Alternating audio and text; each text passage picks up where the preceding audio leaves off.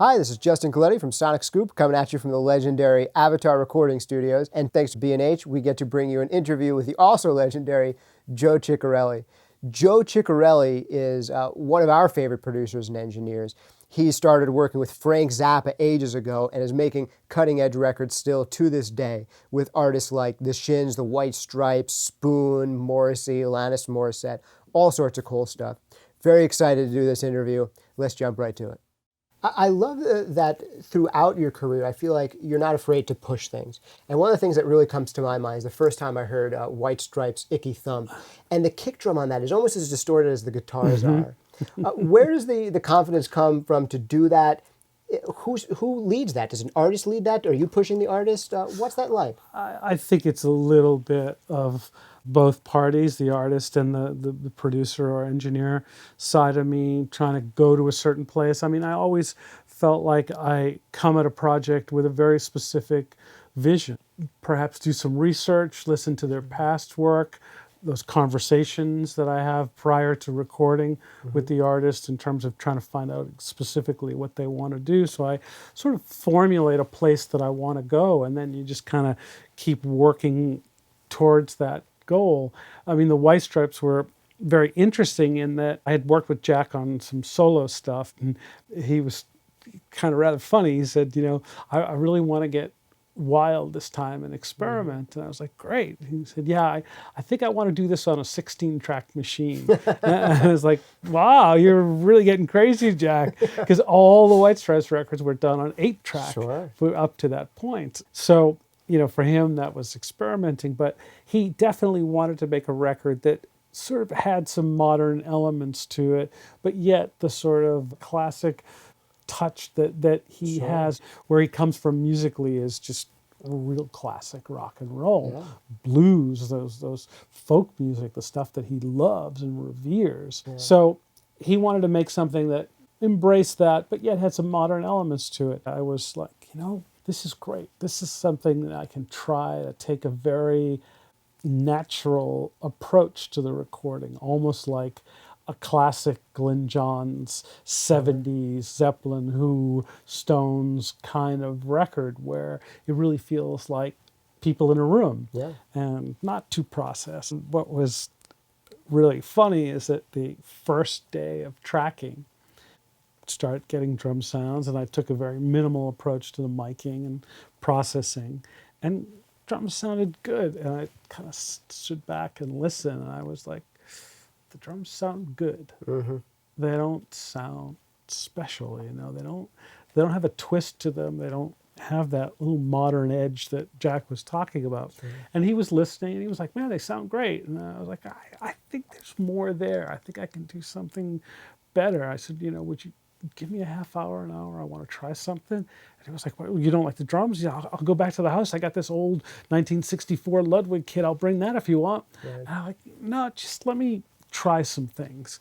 So out came the distortion boxes, out came the subharmonic synthesizer, out came 10 more compressors and 4 more microphones, is really what it amounted to. And I started to push things. And of course it was analog tape and 16 tracks, so that I think we had the drums maybe on a total of 6 tracks, maybe a stereo room, kick, snare, and then overheads and toms and hi-hat all mixed together.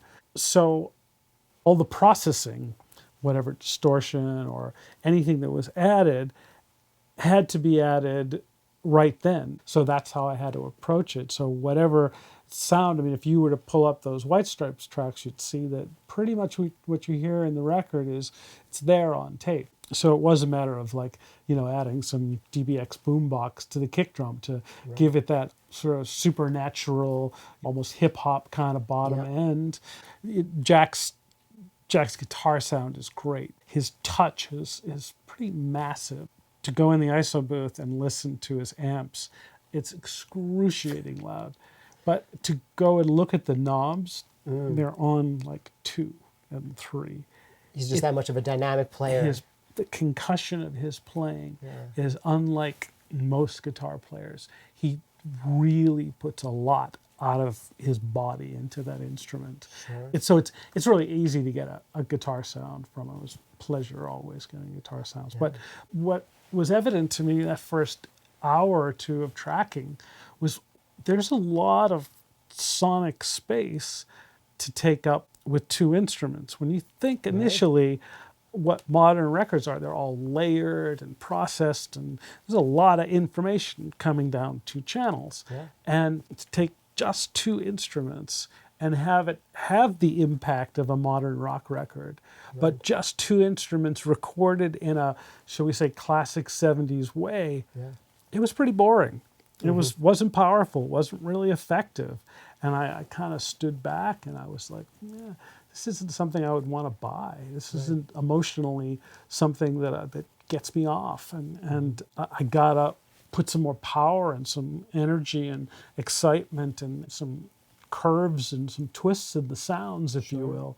And so that's when all the processing kind of came about. I think what that does is it's such a harmonically rich sounding recording. It sounds like a full band, like all of those little holes of harmonics, the entire frequency range is covered, and with two instruments. And I'm sure if you sat there in the room with Jack and that amp and with Meg and those drums, it would be this huge visceral thing. Yes. But if you capture it perfectly and you hear it with speakers, you don't get that huge visceral thing anymore. So sometimes perhaps doing artificial things makes it feel more real? Yes, no, I think that's really, really the case. You're really trying to elicit an emotional response at all times, whether it's mellow and moody or aggressive and frightening. You've got to find ways to bring that out. And so I'm never really afraid to push things hard if that's what it needs to be.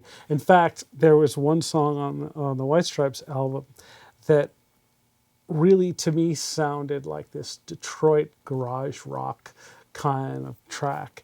And I was trying to get that kind of Stooges distortion. Those records just sound so blown out, and so over the top. And I was trying everything to get that sound. I could not get that sound. I was looking for it for days.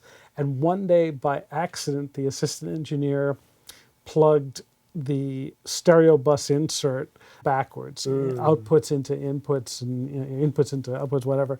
And he basically loaded down the console to the point where the stereo bus was just in massive distortion. And I was like, oh my God, that's the sound. That's it. That's fantastic. We've got to record this. So I ended up printing a rough mix with all this distortion onto 2 tracks of the analog tape.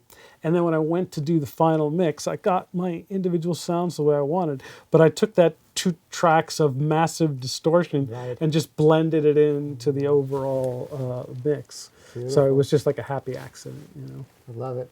I feel like you should now go out and for every project hire one really bad intern. Exactly. So see what happens. But those are, you know, a friend of mine used to call it the planned accident method, where, you know, it sometimes are those things that you don't plan for that are the magic moments in making records. I know Daniel Lanois used to use a technique where if he'd get done doing a rough mix of a song, he'd insist that the console be left the way it was for the previous song. No normally, because all of a sudden you'd have now the snare drum EQ on the guitar track or the guitar panning on the vocal track. And you're like, whoa, I never heard the song with the balances in this manner, and it becomes fresh and becomes a new way to listen to things. And you know, one thing that doesn't happen, I've found, with working in the box all the time is that you never have that opportunity, at least I don't have that opportunity of going like, you know what, let's pull all this stuff out, start from scratch. Let's take a fresh look at it. Very rare that anybody hear does things that. again for the first time. Exactly. We were talking a little bit about White Stripes, Icky Thump, and how, you know, pushed some of that stuff is. And when I first heard that record, I said, wow, nobody pushes anything as hard as this except for maybe Dave Fridman and Joe Chiccarelli. That's funny. And then one of the records that came out in this past year was a record that is Dave Fridman and Joe Chiccarelli. And it's a fantastic production. It's the most recent Spoon record. And for anyone who's liked this band from the past or even just hearing them now, I think there's some brilliant production choices on there. But I wanted to ask you a little bit, it's emblematic to me of what I hear in a lot of your mixes, which is that there's so much width in the guitars and there's such a solid center. And I feel like you get these really wide sounding productions, a lot of clarity, a lot of space in that way, and such a solid center. What's your approach to panning to do that? And do you think about panning choices while you're tracking, or does that happen in the mix? No, like for me, everything happens when I'm tracking. Like I mentioned, I'm very, very deliberate and kind of analog style in that sense that instruments go down recorded like I want them to sound. And if that means a lot of compression or a lot of effects, certainly I'm post tracking, I'm adding plugins or whatever it might be, trying things out. But 90% of the sound is there when I'm tracking. So if I'm going for real wide guitars, it might be that I'm just simply doing it by making conscious choices about how I double track a guitar, making sure that the double track is a different instrument or a different amp or a different pickup on the guitar, or maybe it's got a lot of direct mixed in it where the main one doesn't. Or maybe the main one's a real high gain amp and the double is a lower gain amp. So I'm really trying to achieve that sort of left right ultra spread there while I track. Yeah. And that kind of goes the same for the bottom end. I like to think of things in a very cinematic sense and really feel like that my kick drum sits down here and my bass sits here and the guitars sit here. And I like to really kind of expand the picture as big as I can, 70 millimeter style, you know, and I'll really, while I'm tracking, I'll do a lot of processing to make those low-end instruments as big as possible so they sit as low, assuming that's what I'm going for. Sure. Certain maybe dance-oriented tracks, you want things to hit you in the chest more than to hit you lower. So I'll maybe go for a knockier sound. But I'm really thinking about that picture and how big I can make it and how I can kind of expand it while I'm tracking. And that might mean, you know, adding some kind of to be cued or something. Or, you know, in the case of guitars, I love recording guitars, main rhythm guitars with 2 amps. And I might treat the amps differently. I might put a delay on one amp and a reverb on the other amp, or one amp might be very clean and more dynamic in its sound, and the other one might be very compressed, so there'll be this constant motion left and right that happens. So, and that really goes down while I'm tracking. You know, in the case of the Spoon record, they had hired Dave Fridman on before I even got involved to produce it. Britt had said he'd always wanted to work with Dave and wanted him to mix the record, and I was like, you know, I'm a huge fan of what he does, so yeah. So it was a privilege to have him mix it, and he did such a great job. I actually thought that the mixes were going to come back much more radically different from what we sent him, and I think he did a great job of doing his thing and putting a lot of character in things, but not going so far that it didn't sound like the song anymore. Right. You know, it was great what he brought to the record. It's fantastic. Totally. So before we run out of time, I want to ask you about a couple more recent records that you've worked on. I would say both Morrissey and Alanis Morissette are people that have been kind of off of the radar a little bit that have come back on, and you did records with both of them very recently. Morrissey having a lot of success touring here in the U.S., and then Alanis Morissette probably having some of the best overseas success she's had in a long time. Yes. What was it like working with these people who have such, you know, great legacies, who are kind of coming back onto the radar? Well, you know, for starts, it's an honor because they're both iconic artists to me personally. And Alanis is just a wonderful person, a very intense, deep thinker, a lot of heart. Like Morrissey, very strong in their beliefs. The album I did with Alanis was something that she started with Guy Sigsworth, and they did a lot of programming and wrote songs together. but she found that the programming approach for her was almost too cold. It wasn't human enough.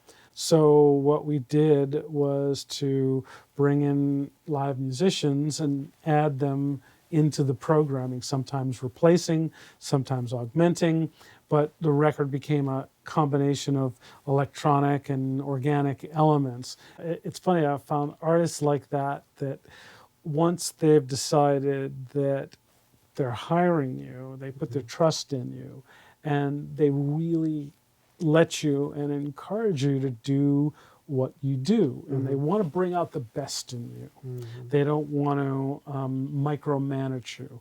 Morrissey was the same way. Basically, the way we worked on this last album, that we spent almost 2 months in France at La Fabrique Studios, which is a beautiful studio in south of France. And his whole band was there. In the morning, Morrissey would come in. We'd hear the song. It might be in demo form. It might just be him out at the piano with the pianist.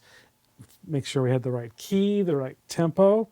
And then he'd sing a guide vocal to the piano, perhaps, or an acoustic guitar, or maybe over the demo, whatever might be appropriate for that song. And then we'd build the entire band track around his guide vocal, because with him, as in Alanis, they're storytelling. Yeah. And all the emotion and all the character that's built into that song is there in that vocal. So those vocals usually tell you how to produce the record. They tell you when the dynamic needs to come up. They tell you when there's an important lyric that needs to be treated delicately. They tell you when things need to be aggressive or soft. And Morrissey is a very dramatic guy. Sure. And it was a lot of the songs were about violence or very, very, very theatrical in ways. And he'd always, basically leave us alone, the band and myself, for the day, and we'd work the song, and he'd come in at night and he'd hear it. Almost always he'd go, "This is just fantastic. I love it. But, I think you're just being shy here in the bridge. I think you could get much more violent. It could be scarier in the bridge. The song's about death and murder. And, I think you just need to be more over the top with it. And, I want to feel that intensity." Sure. And so he was almost like a film director. He was just fantastic to work with. And his vocal performances were stunning. I would say we used at least 50% of those guide vocals became the final vocals in the record, because it was all there. Yeah. It was all the character, all the intention and the direction of the song were there in those guides. He knew how to tell the story and told it in those 2 or 3 take vocals that we did early in the day. One last question about your overall production process, working with artists like this or any of them. Is pre-production a big part of the process for you? Glad you asked, yes. Pre-production is really important to me. Why does it entail for you? Pre-production, especially if I'm working with a band, entails a couple of weeks in a terrible rehearsal room with things being too loud and too smelly and everything else. But being able to tear apart the songs and look at them in different ways, establishing the tempo, the key, the groove. That's a really big thing to me, getting the bass and drums to work right. From there, it's a matter of getting the keyboards and guitars to not fight with each other. And nowadays everybody does extensive demos at home or in their rehearsal room or whatever it is. And very, very often those demos are part of the record. Obviously nowadays there's lots of software where you can change the tempo or key and use those initial elements that you created in a demo, and they become part of the album. And I would say every record I do now that happens. Few songs that key elements in a demo are part of the final outcome. Yeah. Now, when you're doing this pre-production process and working through things and figuring out the groove, figuring out the tempo, is it more about doing it live in the room, or is it more about recording it and listening back? And do you do it as a multi-track process if you're recording it, or how do you I approach that try aspect? not to get too into the recording when I'm doing the pre-production, because I find, for me, it's the time I spend with the songs, the song structure, the heart of the song. I don't want to get into coming up with a guitar sound that I want to save Right. that for the studio. So I want to work on the bones of things. I tell people, I look at it like you're building a house. Sure. And in rehearsal, you're really kind of working on the foundation and perhaps the first floor of that song. So that stuff has to get together before you can worry about what the doorknob looks like. Right. you Is know. it useful to document these things to have a reference for tempo where there's just a single mic up in the room, or is it not even? Yeah, I tend to do it a little bit more lo-fi. It's just a, Sure. iPhone recording or a digital recording Yeah. of some sort. I always wish more bands would do that, because I always sometimes get the sense with new artists, when they don't go through that process, they do their first record, and by the end of the process, they've learned what that record's really about. And they say, wow, if only we hadn't wasted our entire budget, now we're ready to record. And I always feel like if they do something like that with a guy like you, where you get together, you work through it, and then at the end of that, they say, wow, that sounded so good. I wish we had recorded that for real. Yes, this happens a lot. The other thing that happens is, first albums, similar to what you're saying, band hasn't really played together. Right. They might be doing demos, but all doing them on their own or in their bedroom, and they haven't really worked together as a group for a long period of time. And it's very often that people will have their parts and not really realize what the other person is playing. And when you start to, in a rehearsal room, strip things down, and they're like, really? That's what you play there? Sure. I always thought that chord was minor. You're saying it's major. And the things that no one notices because everyone was playing together or really hadn't taken the time, those things crop up. Or, so I think it's a very healthy thing to sort of examine the guts of a song in that environment. So I really insist on it for most projects. I mean, sometimes you don't have the time to do it, or for instance, in the case of My Morning Jacket, the guys had spent about a month by themselves in a cabin in Colorado working on songs and sort of did their own pre-production. Right. So when I got involved, they were sort of like, I don't think we want to go back into a rehearsal room. Right. Well, whatever you want to tweak, we'll tweak in the studio. And actually, we did it here at Avatar and did that. Whatever changes were made to songs, we did on the fly while we were tracking. Yeah. Great sounding recording. And I think you only did one with My Morning Jacket, right? And I think it was a bit of a departure from their prior one, which had such a signature sound. And there's so much more diversity, I feel like, in the record they did with you. Was there a sense of trying to get away from being pigeonholed in a certain way, or was there a certain sense of trying to do a departure from the prior record? Was that discussed at all? No, I don't think they wanted to get away from the past. I think that they wanted to experiment for sure. Yeah. I think that they wanted to try different sounds, different approaches to recording. I think that Jim was, in the previous albums, he really relied on reverb as really, the main part of his vocal sound. He was another member of the band. It really was. No, that's a good way to look at it.